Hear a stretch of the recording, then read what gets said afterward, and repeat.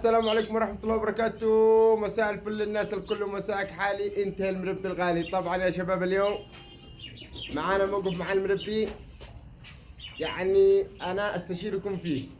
ما رأيك يا المربي في المربي اللي يبيع طيوره وعاد نفسه فيهن، عاد روحه فيهن؟ سؤال، ما رأيك؟ يلا يجيب يعطي وعاد روحه فيهن. توصل الطيور هذه عند شخص، عند اللي اشتراها، يا يجي لها علل، يا تقتل، يا اما ما عاد تنتج، يا اما تموت. يعني روح الشخص هذا فيهن.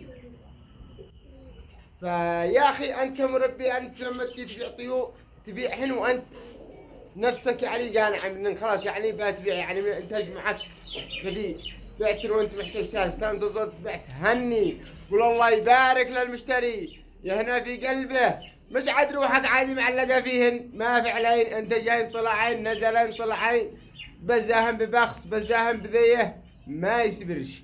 يا بعت طيور وانت نفسك طيبه، ولا لا تبيعش، لا تخرج طيور وانت مشاكل نفسك طيبه. يلا كن صلح نيتك لما تبيع الطيور، مش وعاد انت روحك معلقه فيهن.